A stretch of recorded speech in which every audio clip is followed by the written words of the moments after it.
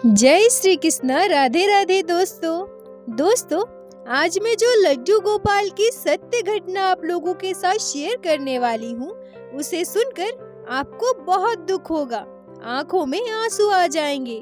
कोई सोच भी नहीं सकता कि कैसे कोई इंसान इतना निर्दयी हो सकता है, जो हमारे भगवान श्री नारायण श्री कृष्ण के बाल स्वरूप छोटे से लड्डू गोपाल के साथ ऐसा कर सकता है। आज की यह लीला कथा हमारे साथ शेयर की है मध्य प्रदेश में रहने वाली शकुंतला जी ने। शकुंतला जी हमसे कहती हैं कि मेरे मायके का परिवार ज्यादा अमीर नहीं था। मेरे पापा छोटी सी प्राइवेट जॉब करते थे। हमारे परिवार में मेरे मम्मी पापा, मेरे दादी, मेरा 2 छोटा भाई और मैं थी। पापा के उस जॉब के भरोसे ही हमारा पूरा परिवार चलता था। मेरे पापा के पास भले ही ज्यादा पैसे ना हो, वो ज्यादा अमीर ना हो, पर हम तीनों भाई बहन को अच्छी से अच्छी शिक्षा देना चाहते थे। मुझे भी मेरे पापा ने अच्छे से पढ़ाया लिखाया। पढ़ाई कंप्लीट करने के बाद मैं स्कूल में टीचर का जॉब करने लगी, जिससे मेरे पापा की थोड़ी मदद हो सके। मैं अपनी सैलरी से अपने दोनों छोटे भाई के पढ़ाई का खर्च उठाने लगी। कुछ महीनों के बाद मेरे लिए एक अच्छा रिश्ता आता है। लड़का सरकारी नौकरी करता था। यह सुनकर मेरे मम्मी पापा मेरी शादी वहाँ तय कर देते हैं। मुझे अभी शादी करने की जरा भी इच्छा नहीं थी। मुझे अपने मम्मी पापा, अपने परिवार के लिए बहुत कुछ करना था, पर मैं अपने मम्मी पापा के आगे कुछ नहीं बोल पाई। मेरे हस्बैंड आर्मी में जॉब करते थे। वो बहुत छोटे थे तभी उनकी मम्मी की डेथ हो गई थी। उसके बाद मेरे ससुर जी ने दूसरी शादी की। शादी के बाद जब मैं ससुराल गई, उसके कुछ दिनों के बाद मेरे हस्बैंड वापस अपने काम पर चले गए। घर पर मैं, मेरे ससुर जी और मेरी सासू माँ थे।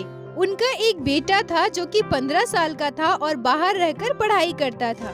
शादी के कुछ दिनों के बाद जब मेरे पति वापस अपने काम पर चले गए और मैं अपने सास ससुर के साथ रहने लगी, तब मुझे धीरे धीरे पता चला कि मेरी सासू माँ मेरे पति से बिल्कुल भी प्यार नहीं करती। वो हमेशा अपने बेटे के बारे में ही सोचती रहती है। उनकी एक बेटी भी थी जिनकी शादी हो चुकी थी और जिनका 6 साल का बेटा मेरे ससुराल में अपने नाना नानी के पास ही रहता था। मेरी सासू माँ अब हर चीज में मुझे ताना मारने लगी, मुझसे बहुत काम भी करवाती थी और सबसे दुख की बात तो यह थी कि मुझे भरपेट खाना भी नहीं मिलता था। मैं मन ही मन बहुत दुखी रहने लगी। मैं यह सोचती थी कि पहले जब मैं अपने मायके में थी तो मेरे पापा भले ही गरीब थे, पर हमें किसी चीज की कमी होने नहीं देते थे। मैंने अच्छे से पढ़ाई लिखाई किया। अब मैं अच्छा जॉब भी कर रही थी, पर मेरे पापा ने मेरी शादी क्यों कर दी? यहाँ ये लोग मुझे कितना दुख दे रहे हैं। इससे अच्छा तो मेरी शादी ही नहीं होती। मेरे हस्बैंड भी मेरे साथ नहीं थे जो मैं उन्हें कुछ भी बता सकूं। वो मुझे कॉल पर पूछते जरूर थे कि शकुंतला तुम ठीक हो ना, तुम खुश तो हो ना, पर मैं उन्हें कभी भी कुछ नहीं बताती थी। मेरे पति को अपनी सौतेली माँ का नेचर अच्छे से पता था, तभी वो मुझे बार बार पूछते रहते थे कि तुम्हें किसी चीज की दिक्कत तो नहीं है ना, ठीक से रहती हो ना वहाँ पे। फिर भी मैं अपने पति को बस यह सोचकर कुछ नहीं बताती थी कि मुझे लगता था कि बचपन से ही उन्होंने बहुत दुख झेला है। मेरी सासू माँ उन्हें बिल्कुल भी प्यार नहीं करती। अब जब उन्हें अच्छी जॉब मिली है, वो बाहर जॉब कर रहे हैं, इस समय अगर मैं उन्हें अपने बारे में बता दूं तो उनका मन वहाँ बिल्कुल भी नहीं लगेगा। वो मेरी वजह से हमेशा दुखी रहने लगेंगे और मैं अपने पति को दुख देना बिल्कुल भी नहीं चाहती थी।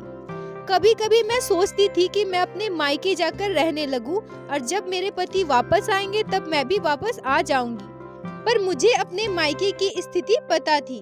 मेरे मम्मी पापा ने बहुत मुश्किलों से मेरी शादी की है।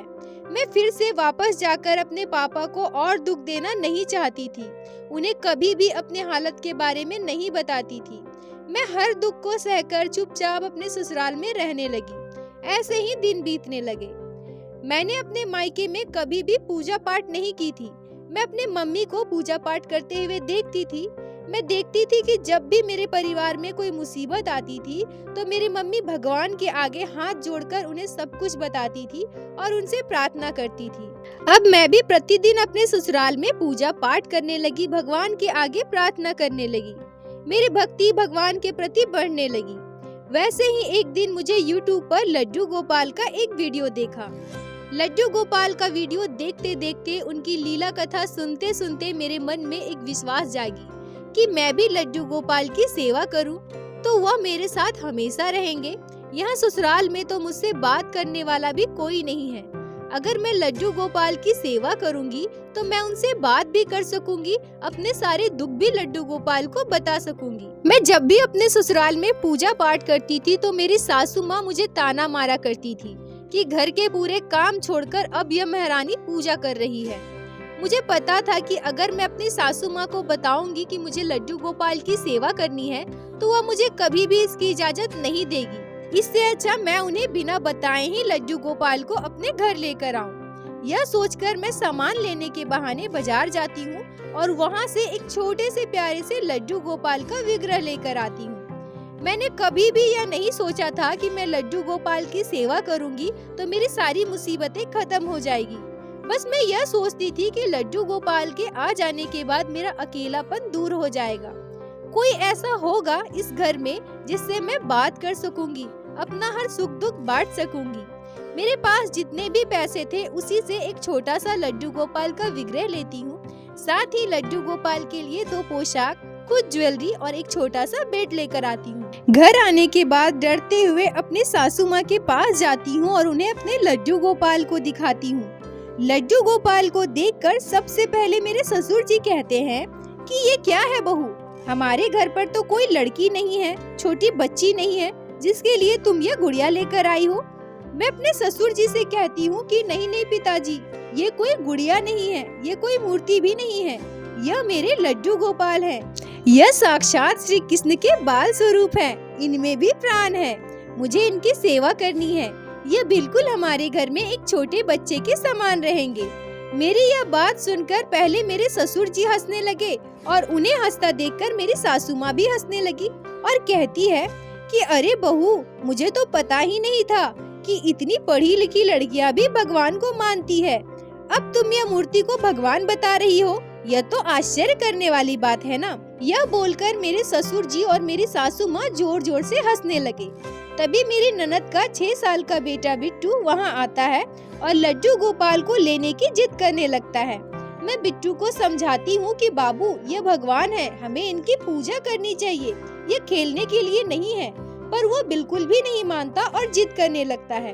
तभी मेरी सासू माँ कहती है कि अरे बच्चा इतना रो रहा है, तुम्हें दिखाई नहीं देता, दे दो ना, थोड़ी देर के लिए खेलेगा, फिर तुम वापस ले लेना। मैं अपनी सासू माँ की यह बात सुनकर आश्चर्य हो जाती हूँ। मुझे यह तो पता था कि मेरी सासू माँ मुझे और मेरे पति को बिल्कुल भी प्यार नहीं करती, पर मुझे यह बिल्कुल पता नहीं था कि मेरी सासू माँ भगवान के साथ भी ऐसा ही करेंगी, और बस इसलिए कि मैं उन्हें अपने साथ घर लेकर आई हूँ। अपनी सासू माँ के डर से मैं लड्डू गोपाल को अपने भांजे के हाथ में दे देती हूँ और उसके पीछे पीछे घूमती हूँ कि कहीं वो मेरे लड्डू गोपाल को जमीन पर न पटक दे। थोड़ी देर के बाद मैं बिट्टू को समझा बुझाकर कि चलो बाबू, हमें लड्डू गोपाल को स्नान करवाना है, उनका श्रृंगार करना है, ऐसा बोलकर अपने लड्डू गोपाल को बिट्टू से वापस ले लेती हूँ। लड्डू गोपाल को अच्छे से पंचामृत से स्नान करवा के उन्हें पोशाक पहनाती हूँ और अपने घर के मंदिर में विराजित करती हूँ। 2-4 दिनों तक लड्डू गोपाल की खूब अच्छे से सेवा करती हूँ। उसके बाद मेरे लिए एक मुसीबत खड़ी हो गई कि मैं लड्डू गोपाल को क्या भोग लगाऊं। मेरे पास कुछ पैसे थे जिसका मैंने सूखा प्रसाद लाया था, अब वो खत्म होने वाला है। अब मैं सोचने लगी कि मैं अपने लल्ला को क्या भोग लगाऊंगी। मेरे ससुराल में तो मुझे ठीक से खाना ही नहीं मिलता था, मेरे लड्डू गोपाल के लिए फल मिठाई कौन ला कर देगा मुझे। कुछ दिनों के बाद मेरे पति आने वाले थे। मैं सोचती हूँ कि मेरे पति आ जाएं, फिर मैं उनसे कुछ पैसे मांग लूंगी और लड्डू गोपाल के लिए खाने पीने का सामान मंगवा लूंगी। तब तक मैं क्या करूँ, यही दुविधा मेरे मन में चल रही थी। मैं अपने सासू माँ से इस बारे में बात करती हूँ कि मम्मी जी, लड्डू गोपाल के प्रसाद के लिए कुछ मंगवा दीजिए ना। मेरे सासू माँ मुझे डांटते हुए कहती है कि अच्छा, अब तुम्हें खिला रहे हैं, उसके बाद उस मूर्ति के लिए भी प्रसाद मंगवाए। दिन भर उस मूर्ति के पीछे लगी रहती हो। घर में छोटा बच्चा है, उसका भी कभी ध्यान दे दिया करो। पर जब देखो तब लड्डू गोपाल, लड्डू गोपाल। मेरी बात तो कोई मानता ही नहीं है। मैं पहले दिन से कह रही हूँ ना कि ये सब करने की जरूरत नहीं है, फिर भी तुम नहीं सुनती हो। कोई जरूरत नहीं है इन्हें भोग लगाने की, तुम्हें 2 वक्त का खाना मिल जाता है ना, इतना बहुत है। अब ज्यादा नौटंकी मत करो और जाओ यहाँ से। मेरी सासू माँ की बात सुनकर मेरे रोंगटे खड़े हो जाते हैं। मैं समझ नहीं पाती हूँ कि क्या कोई इंसान भगवान के लिए भी ऐसा बोल सकता है। मैं लड्डू गोपाल के पास बैठकर रोने लगती हूँ और उनसे कहती हूँ कि हे गोपाल, मैं आपको अपने घर लेकर आई, ये शायद मैंने बहुत बड़ी गलती कर दी है। अब मैं आपको क्या भोग लगाऊंगी, क्या खिलाऊंगी आपको। शकुंतला जी कहती हैं कि जब मैं अपने लड्डू गोपाल के पास बैठकर रो रही थी और उनके चेहरे को निहार रही थी, तभी मुझे ऐसा लगा कि लड्डू गोपाल मुस्कुरा रहे हैं। लड्डू गोपाल का वो मुस्कुराता हुआ चेहरा देखकर मेरा मन प्रसन्न हो गया। मुझे अंदर से बहुत हिम्मत मिलती है। मैं सोच लेती हूँ कि ठीक है, मेरे पास अच्छी अच्छी मिठाइयाँ नहीं है, फल नहीं है, तो कोई बात नहीं, मैं जो भी खाऊंगी उसी का भोग मैं लड्डू गोपाल को लगाऊंगी। और उस दिन से मैं जो भी खाना खाती थी, जो भी मुझे मिलता था, मैं उसी से सबसे पहले अपने लड्डू गोपाल को भोग लगा दिया करती थी। उसके बाद मैं खुद खाती थी। अब जब मेरी सासू माँ को यह पता चला कि मैं अपने खाने का भोग लड्डू गोपाल को लगाती हूँ, तब मेरी सासू माँ मुझे बहुत देर से खाना देने लगी। शकुंतला जी रोते हुए कहती है कि मेरा मन अंदर से बहुत कचोटता था, मैं बहुत रोती थी।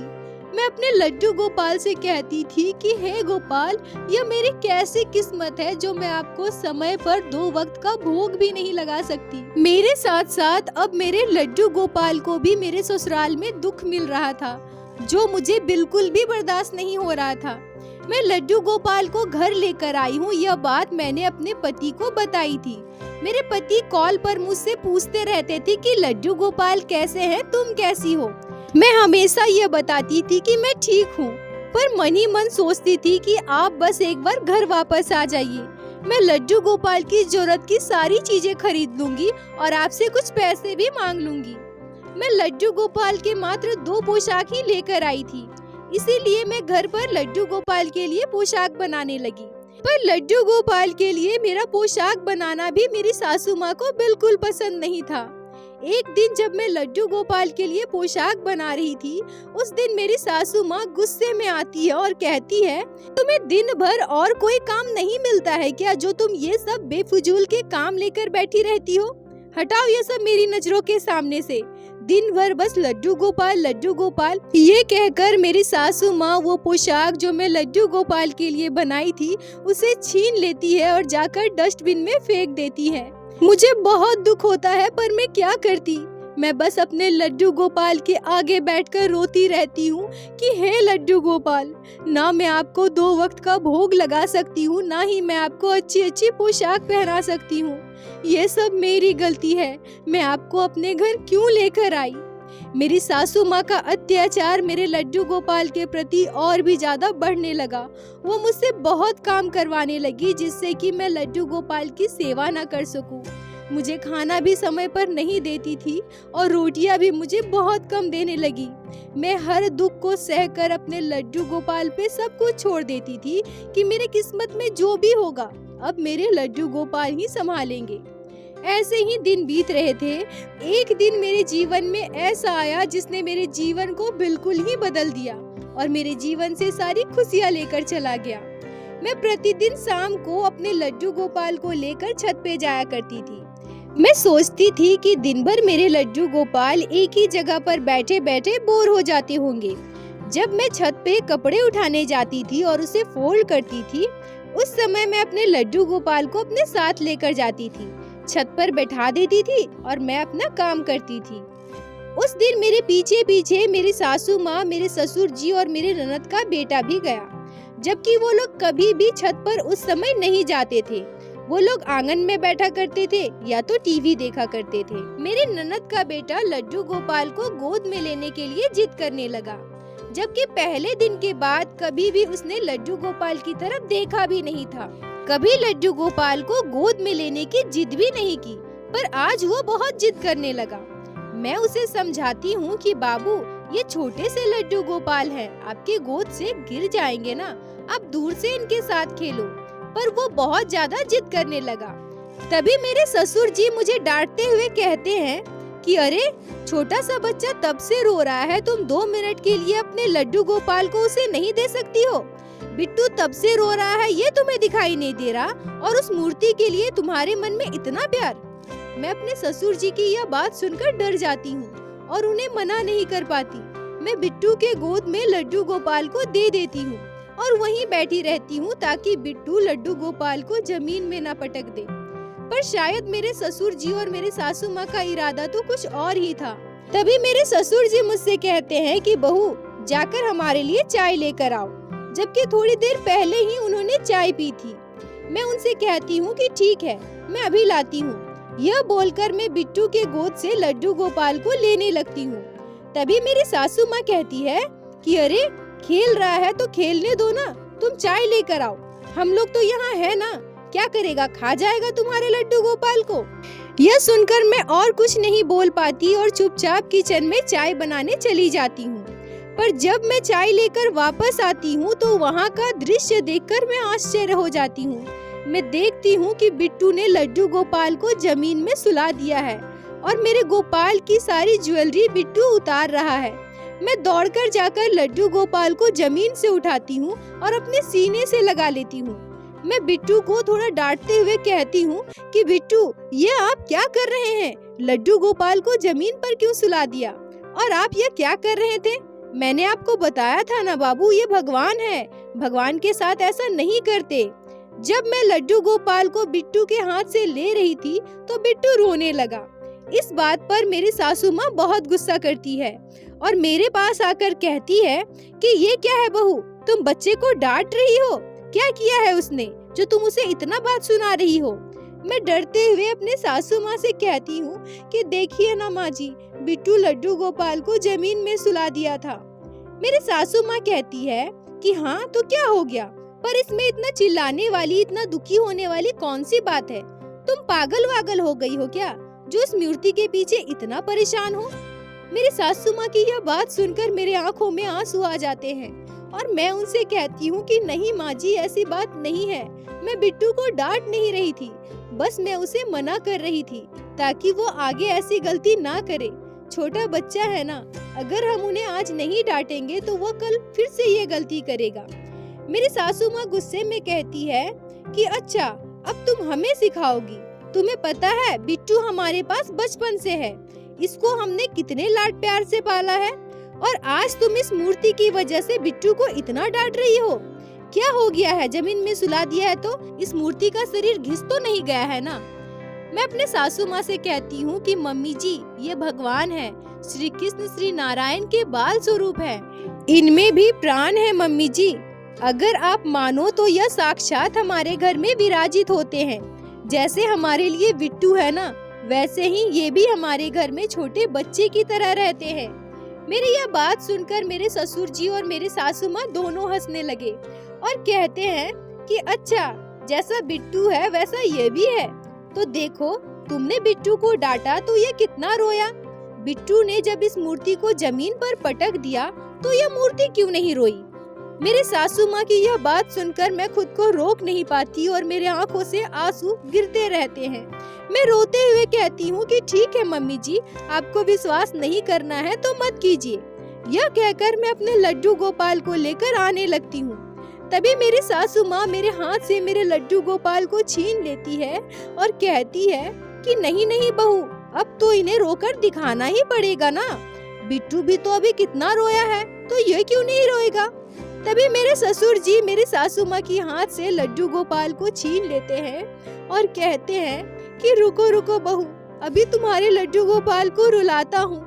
यह कहकर मेरे ससुर जी मेरे लड्डू गोपाल को जमीन पर पटक देते हैं और जोर जोर से उन्हें घिसने लगते हैं। मेरा कलेजा कांप गया था। मैं दौड़ते हुए अपने ससुर जी को रोकने की कोशिश करती हूँ, तभी मेरी सासू माँ मुझे पकड़ लेती है और कहती है, रुको ना बहू, अभी तुम्हारे ससुर जी तुम्हारे लड्डू गोपाल को रुलाएंगे, तुम उनकी आवाज सुन लो ना। इस मूर्ति की बहुत बड़ी भक्त हो ना तुम।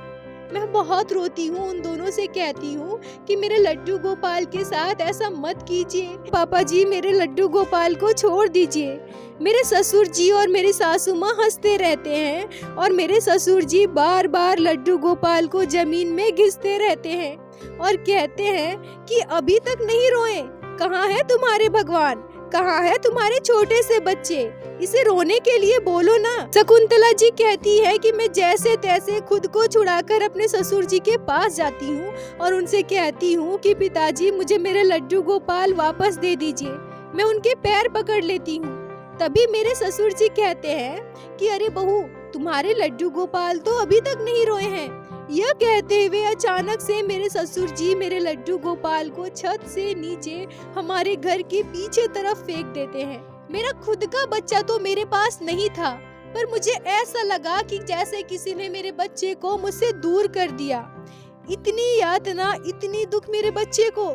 मुझे ऐसा लग रहा था कि मैं भी छत से कूद जाऊं।